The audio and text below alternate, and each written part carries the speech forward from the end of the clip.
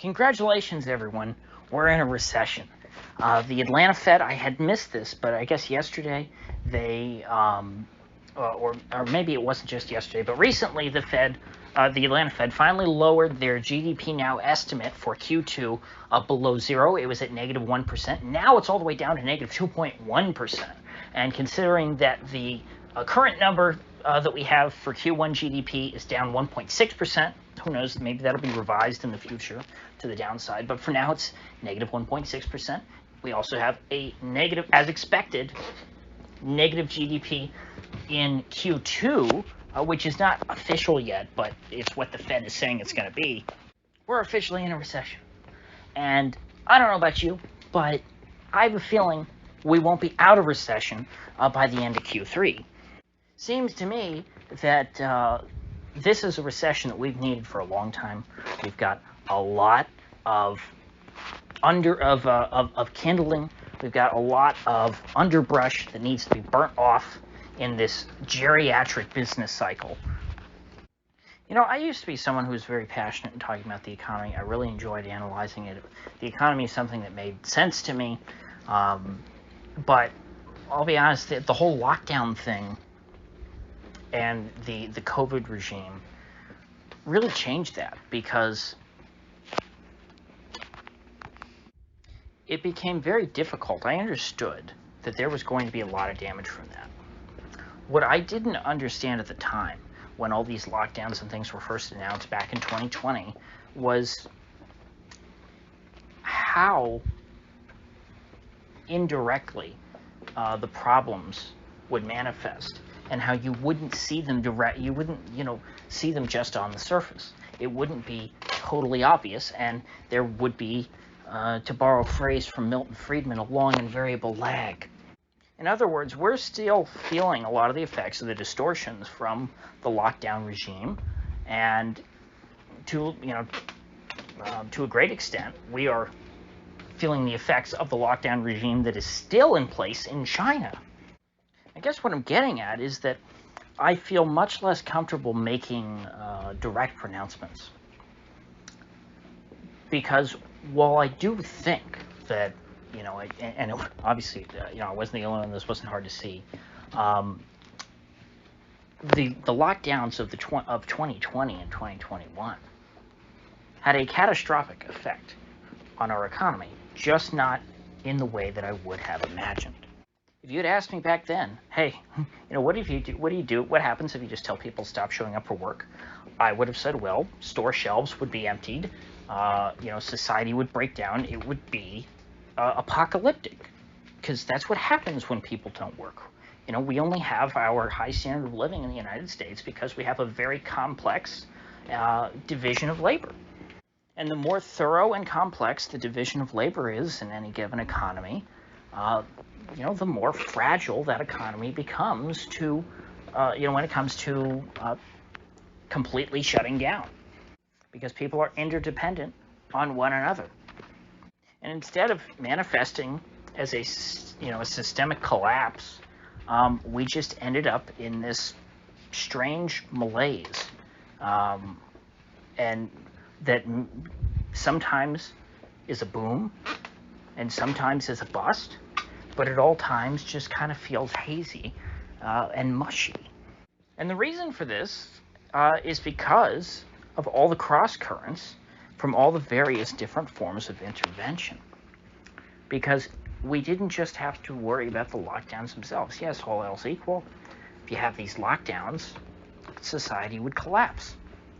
But we also had trillions of dollars in government spending to try to supplement the lack of economic activity. Now, you can't replace economic activity, actual work, labor, and the transformation of lower order goods into higher order goods by printing money. Everyone knows that.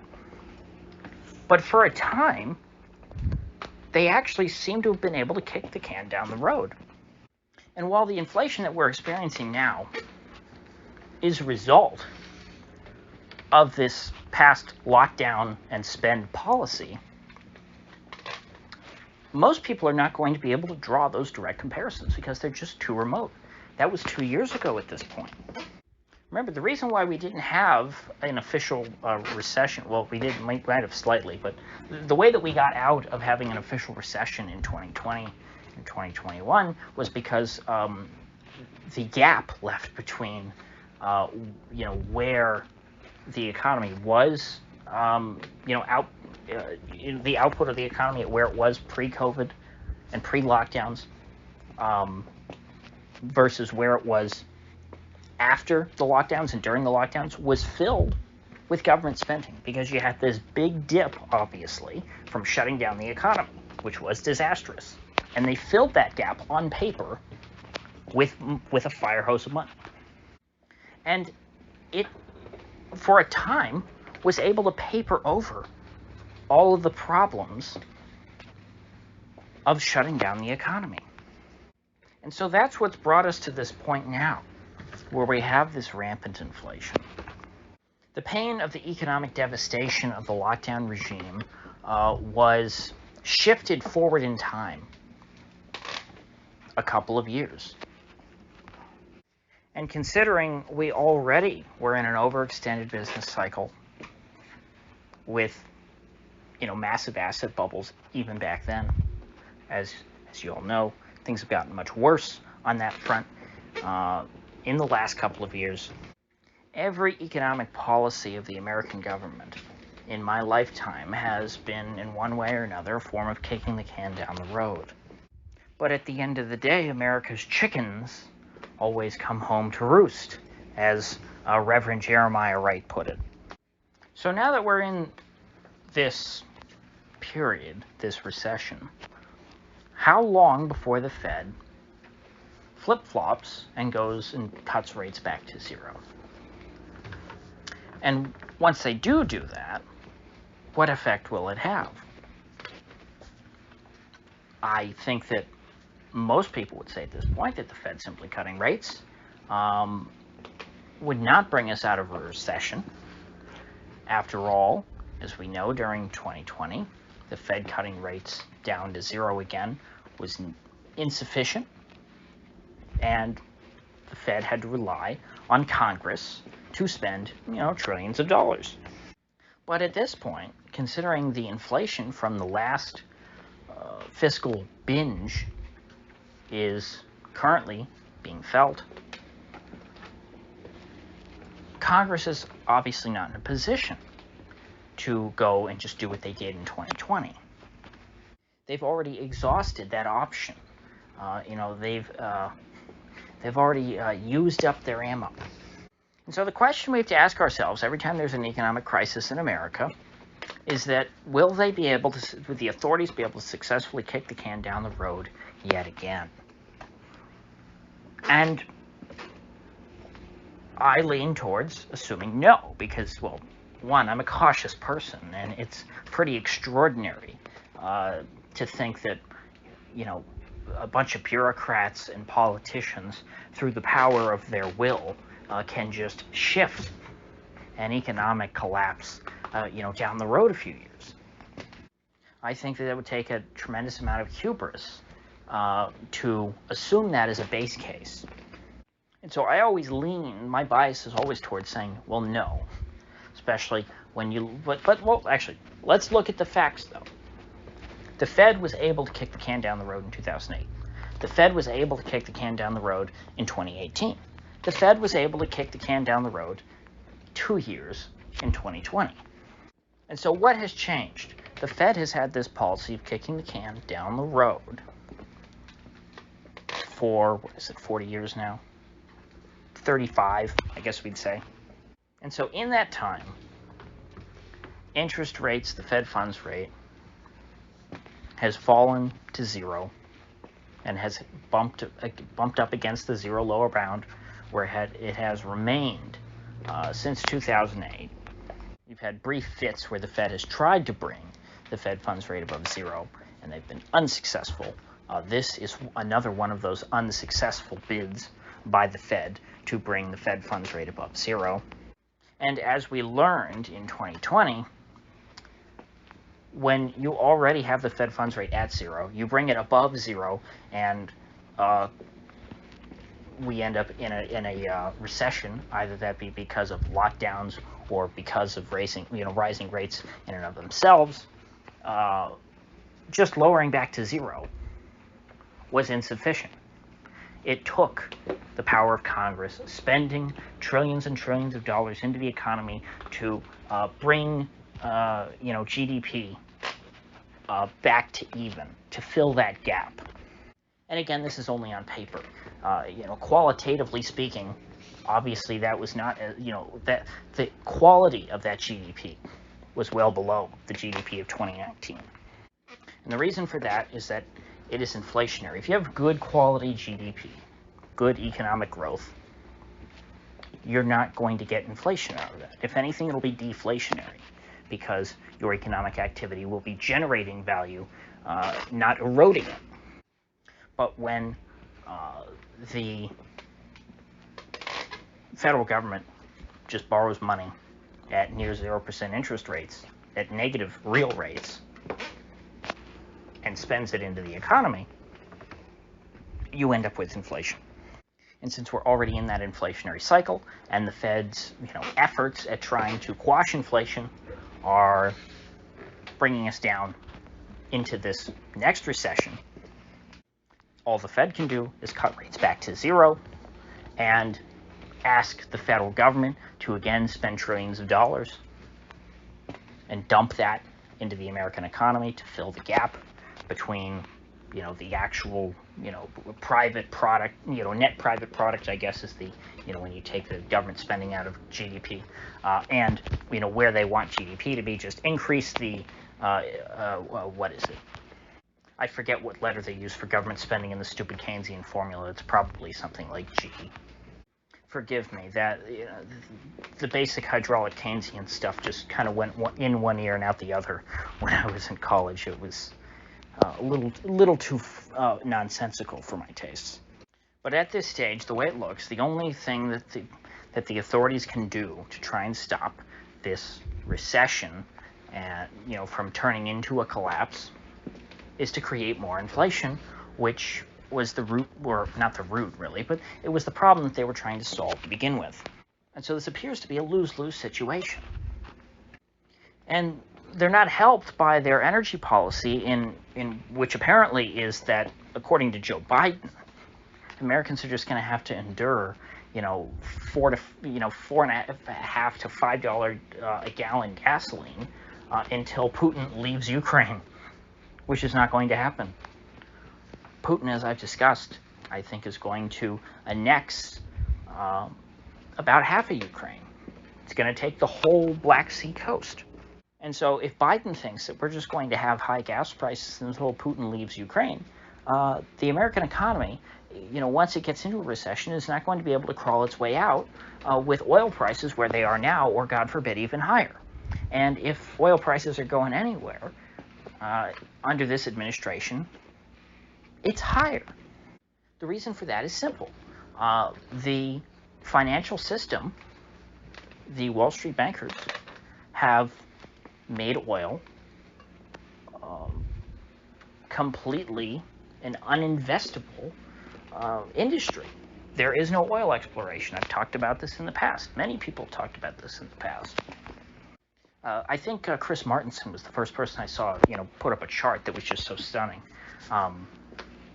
But the amount of money that is going into oil exploration has just disappeared over the past few years. And it takes a few years for oil export, for what's the term I'm looking for? CapEx. That's what I was trying to think of. CapEx in the oil industry to turn into barrels of oil. And so we've been running off of the fumes of the investments that have been made in years past. And now we're getting up, we're reaching the stage where the drop-off in investment in, capital expenditure in the oil industry is starting to affect the supply coming out of the West, which would make the West even more dependent on Russia than ever, at the same time in which they're trying to shut off Russian oil.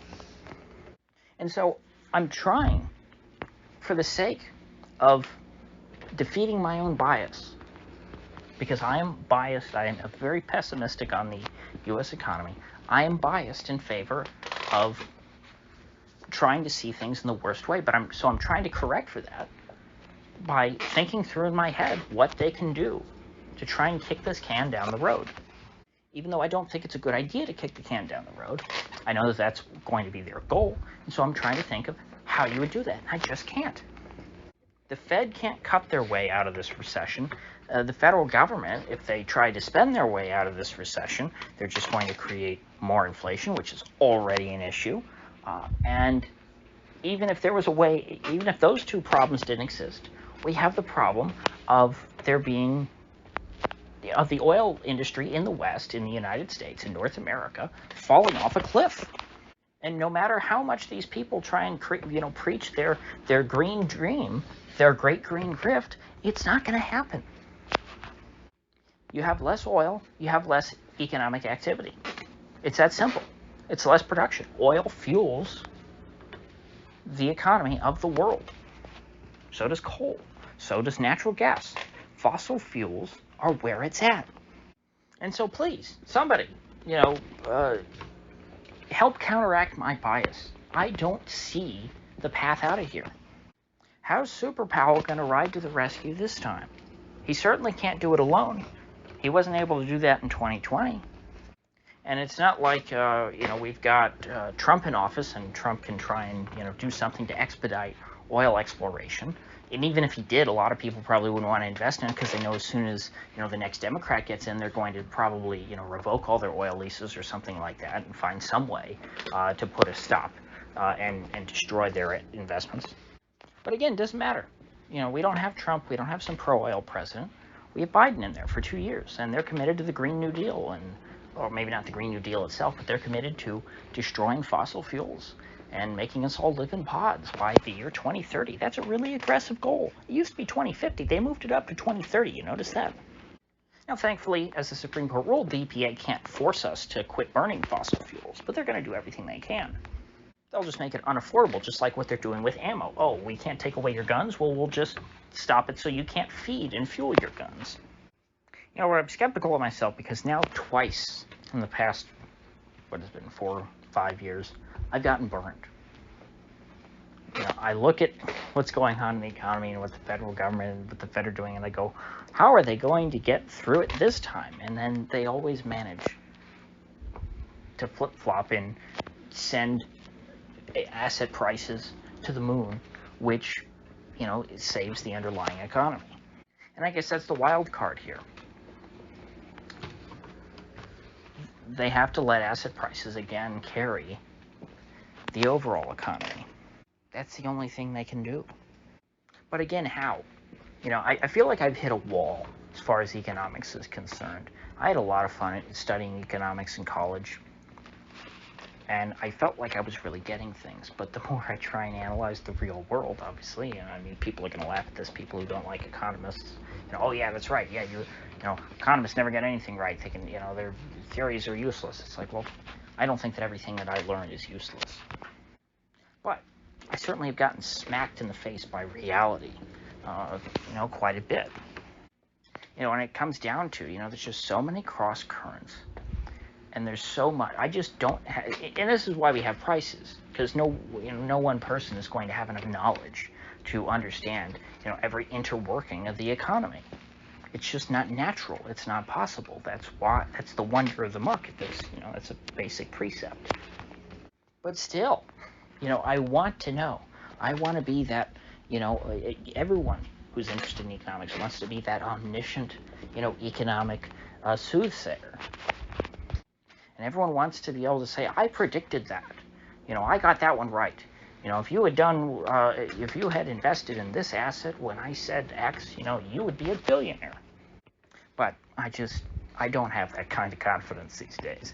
So, with that said, please, tell me what I'm missing.